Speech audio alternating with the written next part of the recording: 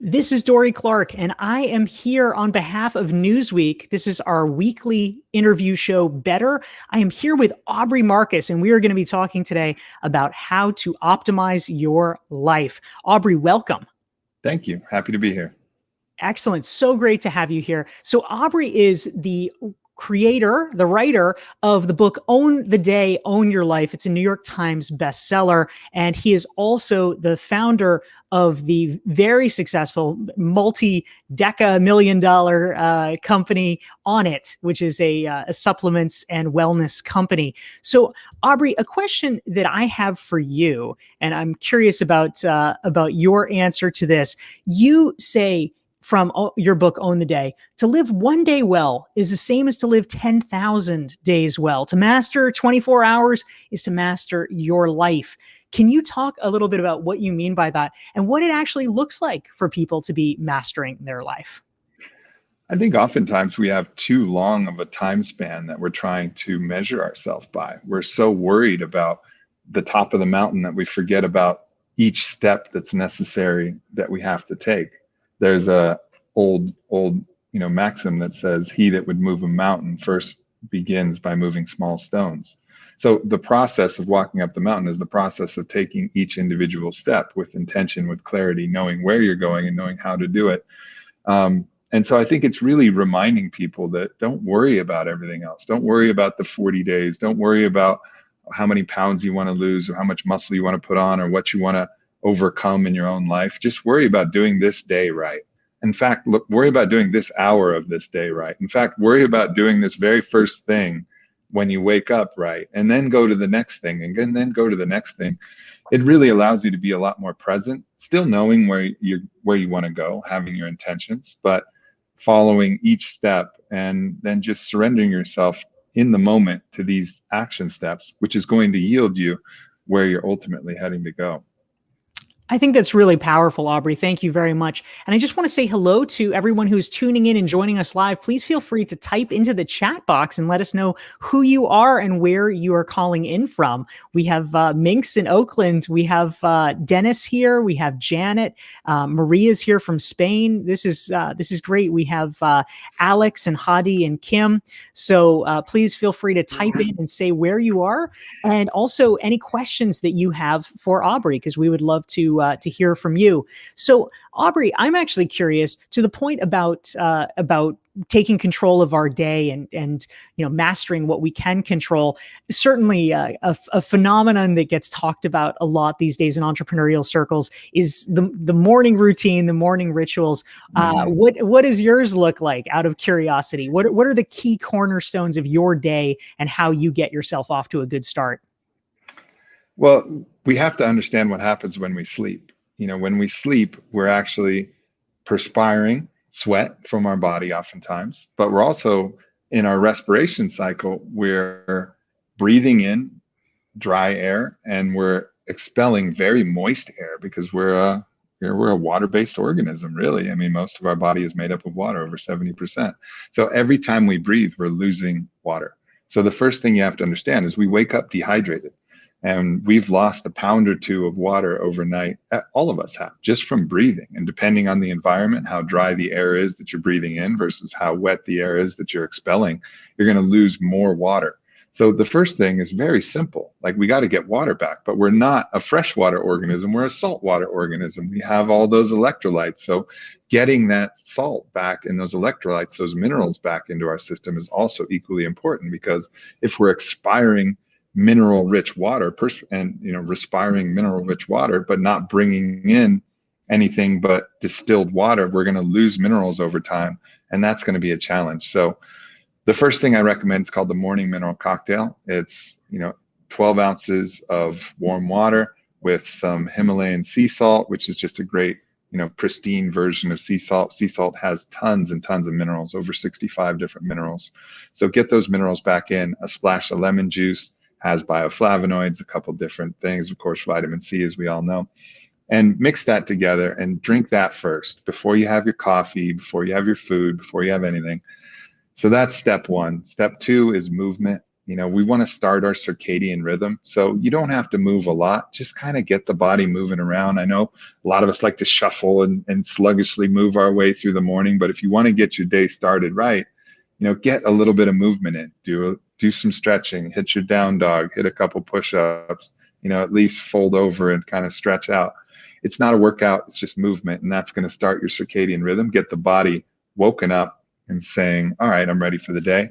The third thing also pertaining to the circadian rhythm, that wake sleep cycle that we want to optimize, is get some light. And ideally you get sunlight on your skin. Now we have photoreceptors not only in our eyes, but in our skin, in our inner ears. So exposing your body to a little bit of light, that's going to do a lot more than rushing immediately to that, adrenal stimulant, which is coffee. You can go to that later, go to that when you need it. I'm a coffee drinker myself, but getting these three things started is really going to help. Yeah, that's really fascinating, Aubrey. Thank you for sharing that.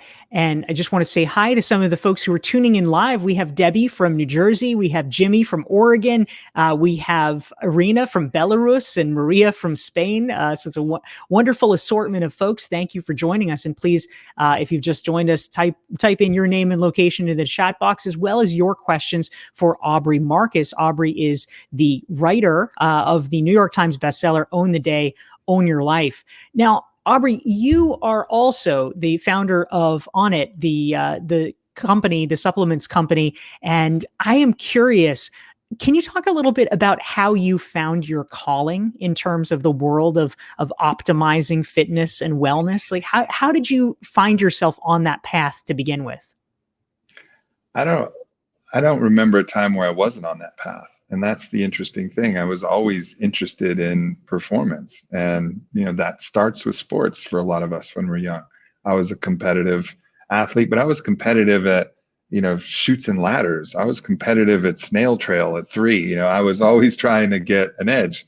And my family had a lot of healthy competition in everything that we did. So I had 3 older stepbrothers, ultimately 3 younger half sisters and a younger half brother. I had a huge family, and a lot of people would come over to play games and experience a lot of different things. And so I was always trying to optimize my performance. Now, it was play when I was younger, but as I started to get older, it starts to get more serious, perhaps not in the realm of physical competition. A very select few of us actually have our vocation pertaining to an actual sport or physical activity, but mental acuity and mental activity. And so it was a natural transition to say, all right, how do we get the most out of our mental performance, our emotional performance, and also our physical performance? Because even though we might not be getting paid for it, we still care about when we go out and play tennis with our friends or hit that beach volleyball game. We want to be at our best.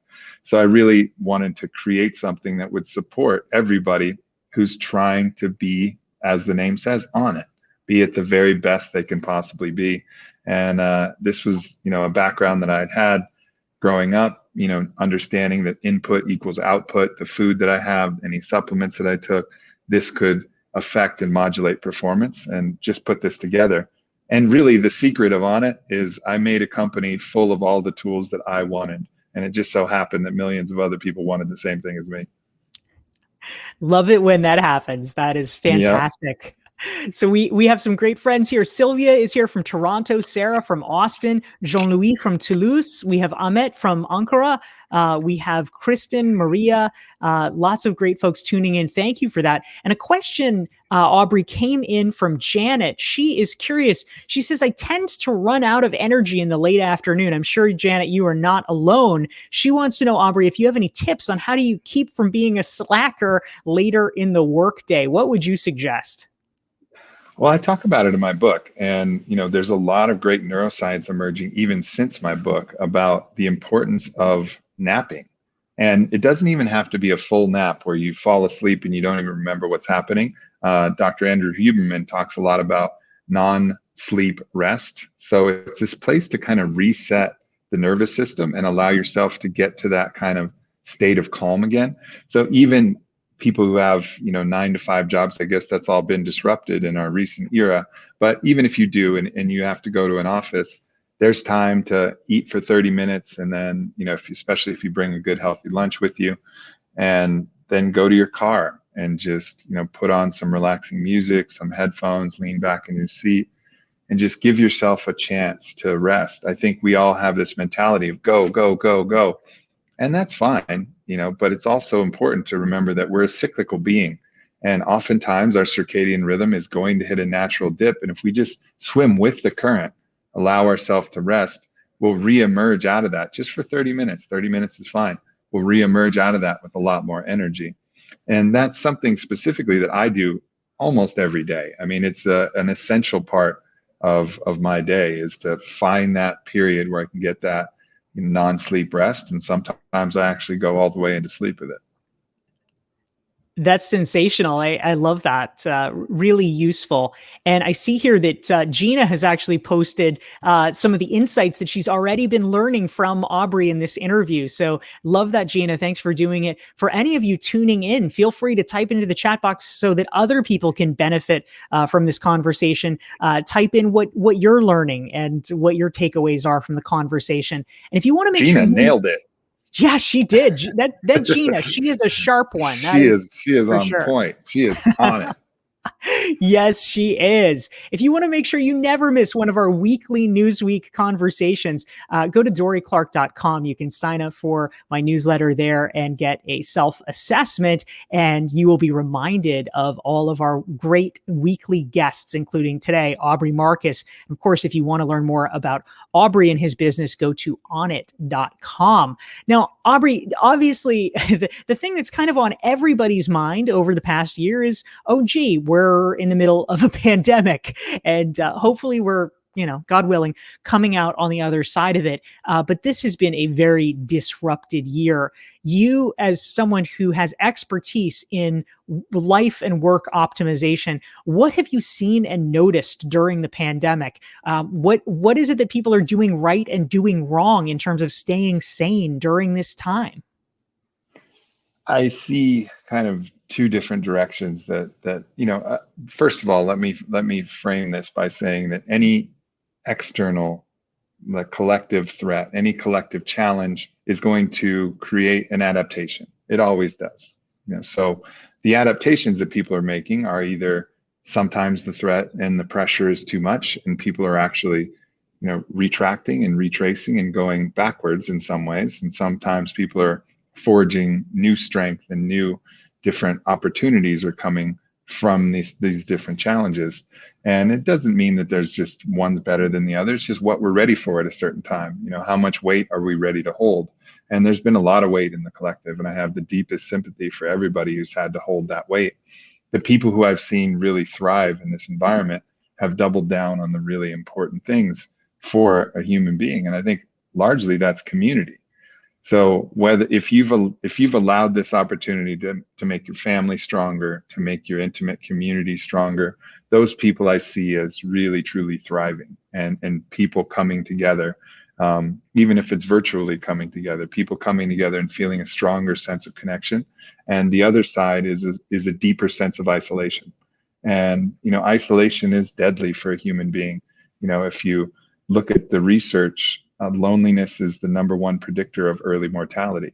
This is more than, Dr. Vivek Murthy, the former Surgeon General in the Obama era, he was saying that loneliness is worse than smoking 15 cigarettes a day or being obese. Like this is such an epidemic that we're facing. And if you allow this pandemic to actually drive you deeper into this epidemic, you're going to be having challenges. So community is that I've seen anybody do. Yeah, such an important point, Aubrey. Thank you for really hammering that home.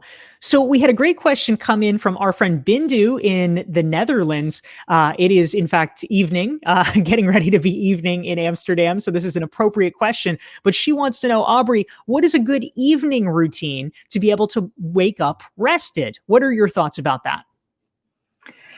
So part of the way that the human being works, you want to get light in the morning to actually make you feel awake, and you want to restrict light in the evening and at night so that you can actually get to sleep better. And this is modulated by something called melatonin, and melatonin is the hormone that actually makes us feel sleepy. Now there's melatonin supplements if you have to work late on your computer or you're going to get that blue light, that artificial light, because the artificial light that we have is very much like the sunlight. It tells the body we're in the daytime, it's time to be awake. So restricting some of that blue light is one important factor, and also keeping your nervous system on a kind of in a calm state is important.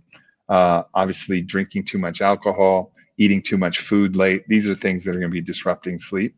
So finding that kind of calm place, reading is great.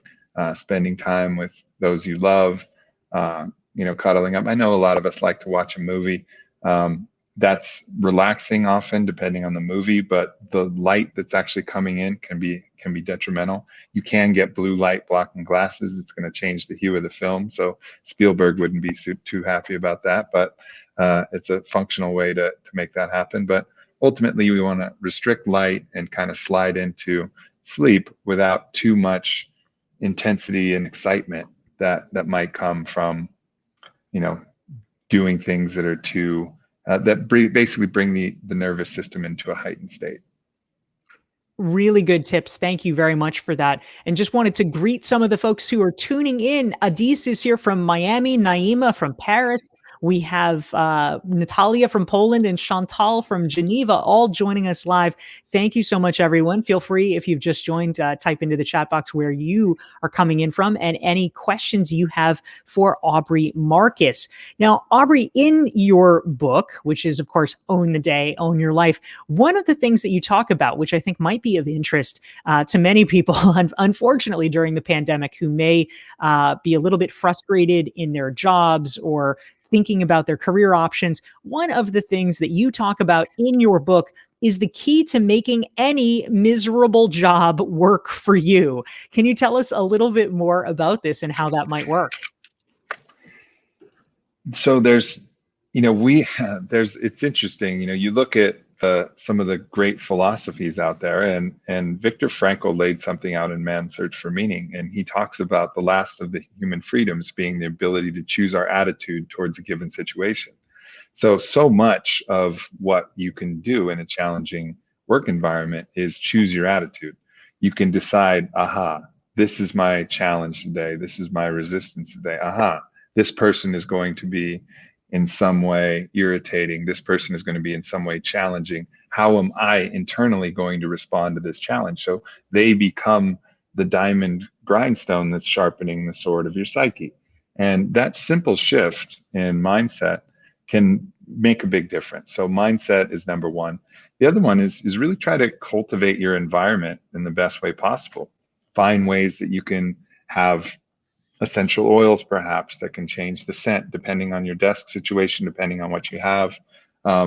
Create as much of a environment around yourself that is nourishing as possible, and really have clear boundaries. I mean, I think a lot of times we accept more than we need to accept. We're here to do a job, and if we can put up clear boundaries about communication that we want to have with other people, and we don't have to do this with anger, to say, I would appreciate that I go here and I focus on my work and I'm not disrupted. And also, if you're receiving something, instead of, going around and maybe in certain cases you have to go talk to HR and do that. But oftentimes, if you just lay up, if it's not that severe, you just have a clear conversation, talk about boundaries. Most people are going to be amenable to that. And if they aren't, perhaps whatever consequences come are the consequences that need to come. So really, have some strength and have some courage to really own your own boundaries, own what you're willing to do, and change your attitude about the things that you cannot change, and really use those as a tool to drive you to be better internally. Ultimately, we can find ways out of these different situations. And this is what a lot of, people that I work with, we're all kind of trying to figure out what paths we can take to get to a place where we are in love with what we do, because it's far too many hours that we spend working to not enjoy the work that we do. So, but for certain time periods, I was certainly there myself. I had a couple of years where I just had to suck it up. I just had to suck it up, and we're all going to be in those different spots. But ultimately, knowing that you're working towards something else is also going to be a great tool for the mindset.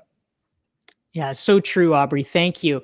If you are just tuning in, I'm here. I am Dorie Clark on behalf of Newsweek, and I am here with Aubrey Marcus. He is the author of Own the Day, Own Your Life. If you want to learn more about Aubrey and his business Onnit, go to onnit.com. If you want to make sure that you never miss one of our weekly Thursday Better interview show programs, go to dorieclark.com/LinkedIn. You can sign up for my LinkedIn newsletter and make sure that you are notified every week about our fantastic guests. So, Aubrey, we had a great question come in from our friend Joel. Joel is coming to us from Canada, and he wants to know, sometimes I'm having trouble concentrating and getting work done with so much going on. We can probably all relate to that. He wants to know, do you have any advice or words of wisdom about how we can just focus better in the midst of all this mishigas? I think we have to understand, to get into the prime focus work state, we have to actually find the sweet spot of our nervous system. And oftentimes we think that a more hyper nervous system, being more alert and aware, and that's going to drive our focus. But oftentimes it's the opposite. Oftentimes we're too excited. We have too much going on. We're too distracted. It's difficult to drop into what we're doing. As soon as we start to write something, we're thinking about what's happening on our phone. We're thinking about something else. I actually can fall in this category. So actually dropping my nervous system is something that's really, really helpful for me. And there's tools that you can use. One of these tools is a particular type of breath. And this breath is 2 short inhales and then a deep kind of sighing, relaxing exhale.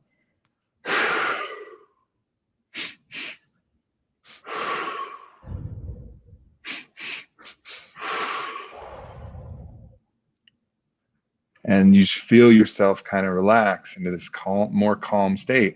And that might actually drive you into that sweet spot that you're looking for, instead of reaching for more coffee or reaching for something else. Now, if you're actually the opposite and you're a little bit too sluggish, you can change that breath and have a longer inhale and a shorter exhale. And so actually what we're doing is we're getting to the mind via the nervous system. And this is a reliable way to get there, understanding that we have to find that zone. So for Joel, just recognize that it sounds like, to me, it might be helpful to do that first breath, 2 short inhales, a long exhale, and get yourself in a calmer state. And that calmer state will drive your focus and allow you to get into your work. So helpful. That's great. I have to say, we have been doing the Better interview program for Newsweek since August, and this is the first time we have ever had a breathing demonstration on it. This is fantastic. Thank you. I love it, Aubrey. Of course. Yeah. Is there a special term for the different types of breathing? Is there, like, if anyone wanted to Google it? There's lots of different terms for all the different types of pranayama. It's not really that important. Really, just there's good research. And if you want to look more deeper into the research, again, Dr. Andrew Huberman does a great job of talking about how to modulate the nervous system to affect the mind. So I would look into Dr. Andrew Huberman's work, and you can point to all the clinical research that shows how these type of breaths through the vagus nerve, through other different faculties, start to change our physiology. Love that. Thank you very much. And another great question came in from Annette. Annette is in California, and she is curious, Aubrey. She says, I love the performance tips and strategies. Do you recommend any specific devices or apps for sleep or physical fitness in terms of data and feedback? What is your perspective about any good apps out there? Well, I think for sleep, you really either want the Whoop watch or the Oura ring. And I sleep with the Oura ring. I don't like the idea of sleeping with a watch on. And I think sleep is one of those things that it's difficult to really know what's happening unless something is tracking it. We actually have a pretty good idea about how active we were. It is sometimes effective for people to gamify it. How many steps did I take? What was my activity today? And you can share it with your friends. I actually don't use any tracking devices when I'm in the day, because I know what I'm doing in the day. I know if I've been sitting around and not moving around. I know if I've been really active. But at sleep, and when I'm sleeping, I'm not sure exactly what's going on. What's my deep sleep? What's my REM sleep? How many times did I wake up? So I wear the Oura ring. That's OURA, and it tracks it really well. It also gives you your HRV, which is a sign of how actually rested your body is and how ready you are for a hard workout or a big work day. So it gives you a lot of metrics that you can look at: your resting heart rate, different things to measure and see, all right, what did I do last night? What did I do? You know, how did I create this environment that gave me such good sleep? And all of these metrics, you can start to really play with it because you have some data to work with. So I would really recommend that. The other apps, they can track your movement and things, but they won't be able to really tell you in detail if you just use the apps that are on your phone or download something. You really want a wearable device. And so again, Aura or Whoop are the two solutions for that. Really helpful. Thank you very much, Aubrey Marcus. And we are slowly winding down. We probably have time for just one or two more brief questions. I will mention that if you have been enjoying this conversation, please hit the like button and please hit the share button so that your friends and colleagues on social media can benefit from Aubrey's insights as well. Again, I'm Dorie Clark here with Aubrey Marcus. He's the author of Own the Day, Own Your Life. He is also the founder of the company On It. So, Aubrey, I'm curious. One of the other points that you mention in your book, Own the Day, Own Your Life, is the secret to getting yourself to do anything you don't want to do. I'm sure in the midst of COVID, many of us are kind of feeling this way. What are your thoughts or quick tips about how we can motivate ourselves better? I honestly think we have to recognize how powerful we are. If we really want to do something, we can. We can. And there's so many people who are trying to tell us that, oh, you can't do this. Oh, you can't do this. It's too hard to do this. No, you can. And I'm telling all of you that you can, and it's possible. Just as you can wave your hand right in front of your face for no reason at all, or snap your fingers, you can make that decision. You can choose to do it. And it's a skill I call mental override. I talk about it in chapter 2 of the book. And no one I've ever seen is better at that than Olympic skier Bodie Miller, who is my friend and founding partner and On It. He is able to just put himself in a situation where he didn't give himself any options, any outs. And one of the ways that I encourage people to practice this is with the cold shower. You know, you're sitting in there, there's tons of benefits for the cold shower, for your stress hormones, for, you know, all different aspects of your physiology, but it's difficult. All you have to do is turn that knob from hot to cold. All you have to do is control your hand, turn it in, stay in there. But we'll have all of this resistance come up. So take the perspective of the witness, watch yourself in all your resistance and say, I am stronger than all of that. And here, watch me go. And it shows you how powerful you really are. And as we build that trust in ourselves and that belief that we are that powerful, watch out, because then we're really unlocking our true superpower, which is the ability to decide something, to choose something, and to do it.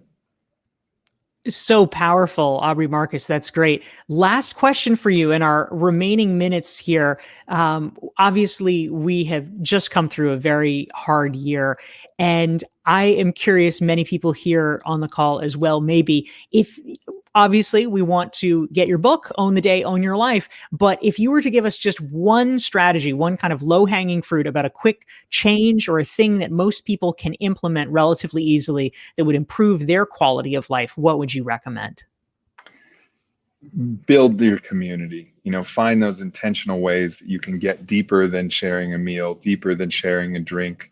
Find those ways that you can facilitate those deeper conversations. There's more intimate experiences, and start to forge your squad, your tribe, your group. And there's a lot of different tools to do that. Whether you do breath work together, whether you go to an ecstatic dance together, step out of your comfort zone, do something challenging, go into the cold plunges together. You know, find a way to actually build community. And oftentimes one of the best ways to do that is through mutual hardship. A really hard workout can do it, but find a way to actually get closer to the people around you. That's going to be the universal lever that's going to improve everything. Fantastic and powerful advice. Aubrey Marcus, author of Own the Day, Own Your Life. Thank you for joining us. Thank you all for tuning in, and we'll see you next week.